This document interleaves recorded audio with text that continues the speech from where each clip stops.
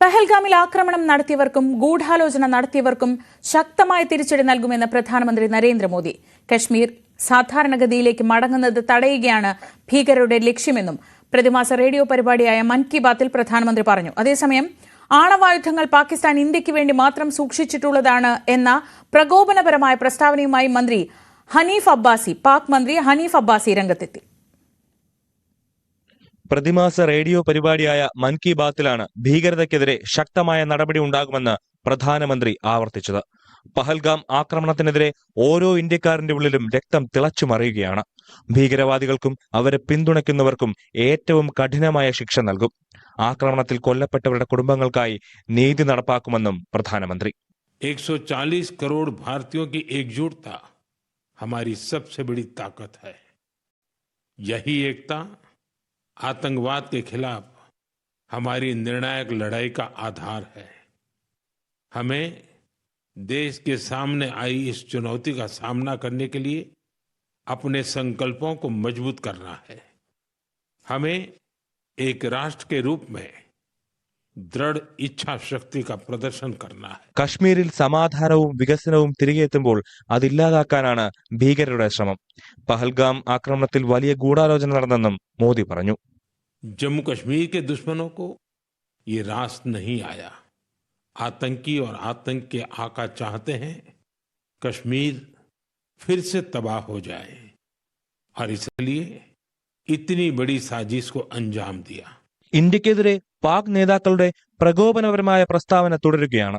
ഏറ്റവും ഒടുവിൽ രംഗത്ത് വന്നത് പാക് മന്ത്രി ഹനീഫ് അബ്ബാസിയാണ്. ആണവായുധങ്ങളുടെ കണക്ക് നിരത്തിയായിരുന്നു പാക് മന്ത്രിയുടെ ഭീഷണി. 130 ആണവായുധങ്ങളും ഖോറിയടക്കമുള്ള മിസൈലുകളും പാകിസ്ഥാൻ ഇന്ത്യക്ക് വേണ്ടി മാത്രം സൂക്ഷിച്ചിട്ടുള്ളതാണ്. പാകിസ്ഥാനുള്ള ജലവിതരണം നിർത്തിയാൽ ഇന്ത്യ യുദ്ധത്തിന് തയ്യാറാകണമെന്നും ഹനീഫ് അബ്ബാസി പറഞ്ഞു.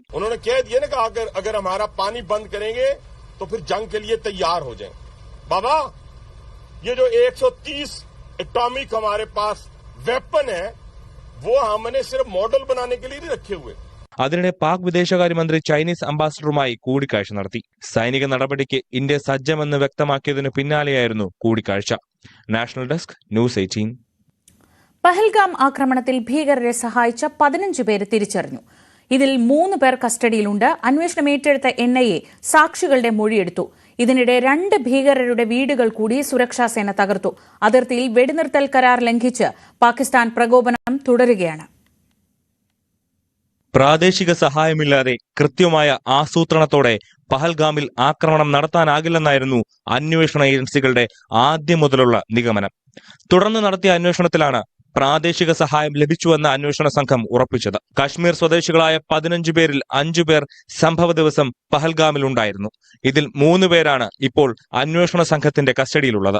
ഇവരെ NIAയും ജമ്മു കശ്മീർ പോലീസും ഉൾപ്പെടുന്ന സംഘം ചോദ്യം ചെയ്തു വരികയാണ്. എല്ലാവിധ സഹായവും ഇവർ ഭീകരർക്ക് നൽകിയെന്നാണ് അന്വേഷണ സംഘം നൽകുന്ന വിവരം. കേന്ദ്ര ആഭ്യന്തര മന്ത്രാലയം വിജ്ഞാപനം ഇറക്കിയതിനു പിന്നാലെ NIA അന്വേഷണം ഏറ്റെടുത്തു. ബൈസാരണിലെത്തിയ സംഘം സാക്ഷികളുടെ മൊഴിയെടുത്തു. കുതിരസവാരിക്കാർ, ബേൽപൂരി വിൽപ്പനക്കാർ എന്നിവരുടെ മൊഴി കേസിൽ നിർണായകമാണ്. ആക്രമണത്തിന്റെ ദൃശ്യങ്ങളും NIA പരിശോധിക്കും. അതിനിടെ 2 ഭീകരരുടെ വീടുകൾ കൂടി സുരക്ഷാസേന തകർത്തു. ജമീൽ അഹമ്മദ് ഷീറിന്റെ ബന്ദിപോറയിലെ വീടും ജെയ്ഷ് ഇ മുഹമ്മദ് ഭീകരൻ ആമിർ നസീർ വാനിയുടെ പുൽവാമയിലുള്ള വീടുമാണ് തകർത്തത്. ഇതോടെ ഭീകരവിരുദ്ധ നടപടിയുടെ ഭാഗമായി തകർത്ത വീടുകളുടെ എണ്ണം 10 ആയി. അതിനിടെ തുടർച്ചയായ 3-ാം ദിവസവും പാകിസ്ഥാൻ നിയന്ത്രണ രേഖയിൽ വെടിനിർത്തൽ കരാർ ലംഘിച്ചു. രാംപൂർ നൌഗാം സെക്ടറിലായിരുന്നു പാക് പ്രകോപനം. ഇന്ത്യൻ സൈന്യവും ശക്തമായി തിരിച്ചടിച്ചു. പാകിസ്ഥാൻ യുദ്ധഭീഷണി മുഴക്കുന്നതിനിടെ കരുത്ത് കാട്ടി നാവികസേന അറബിക്കടലിൽ ശക്തി പ്രകടനം നടത്തി. National desk news 18. ജമ്മുകശ്മീരിൽ അതീവ ജാഗ്രത തുടരുന്നതിനിടെ കുപ്വാരയിൽ സാമൂഹ്യപ്രവർത്തകനെ വെടിവെച്ചു കൊന്നു. ഗുലാം റസൂൽ മാഗ്രേ എന്ന ആളാണ് കൊല്ലപ്പെട്ടത്. വീടിനകത്തേക്ക് അതിക്രമിച്ചു കയറിയാണ് ആക്രമണം നടത്തിയത്. 26 പേർ കൊല്ലപ്പെട്ട പഹൽഗാം ആക്രമണം നടന്ന് 4 ദിവസം മാത്രം കഴിയുമ്പോഴാണ് സാമൂഹ്യപ്രവർത്തകന്റെ കൊലപാതകം.